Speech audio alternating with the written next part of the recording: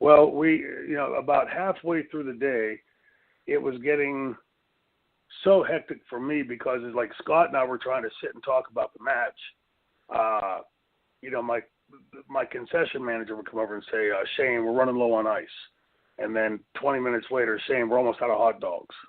Shane, we need more nacho chips. Or we need more of this. We need more of that.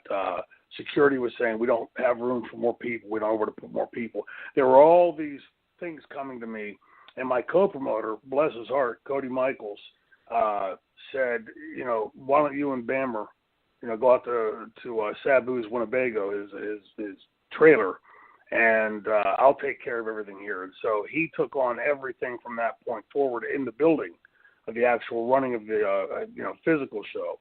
And Scott and I went out to the Winnebago, to Sabu's Winnebago, and closed the curtains. And the odd thing was, and we just talked about this past weekend, me and Franny, we didn't talk about the match. We didn't really say like, okay, let's start the match on, let's do something like this, or maybe use this as a spot to go into the heat. We didn't talk about that. We just sat around and bullshitted. And I think it calmed both of us down and got our heads right. Look, I knew Scott was going to be able to deliver. He had been in that position before, having been on WrestleMania and, several other high-profile pay-per-views. And I'd been on many pay-per-views. So it wasn't like it was anything nerve-wracking to either of us. And we sat around, like we were two best friends, just bullshitting. And we did, prior to that day, talk about what we would use as a roadmap for the match. The template for our match was the Vader Flair 1990 match in Charlotte. I was there that night and watched it, and I remember the hairs on my arms standing up watching it. It was just a really incredible match.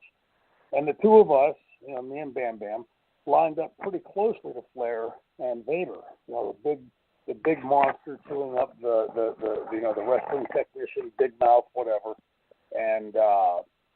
So we used that, and, the only real direction, we said going to the match was no matter what I come firing with, you just keep cutting me off, keep cutting me off, keep cutting me off.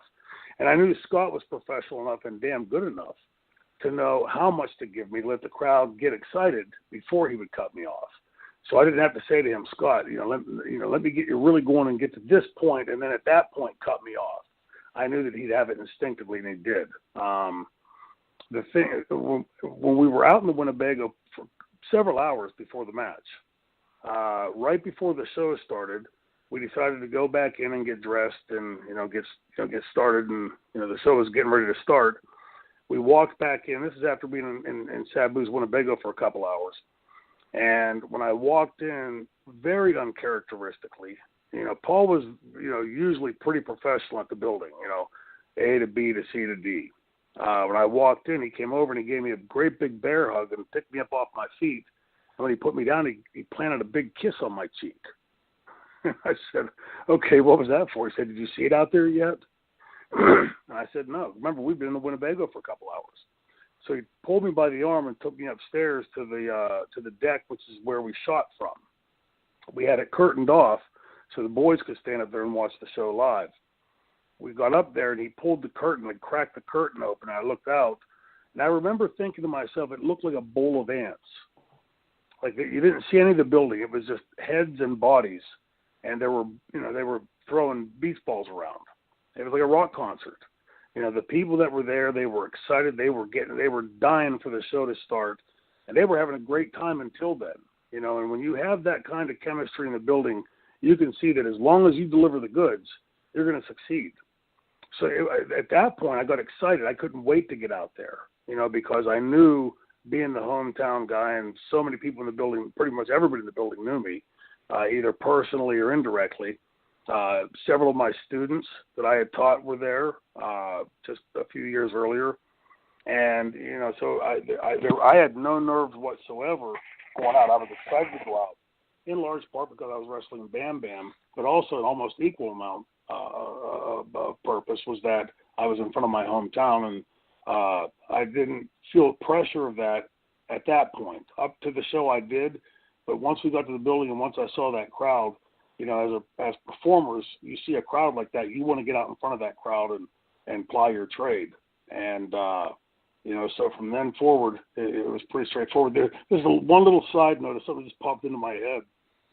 As we went upstairs there to look out the curtain, Bam Bam went to sit down on a couch. They have, it's like up in this deck in the Golden Dome.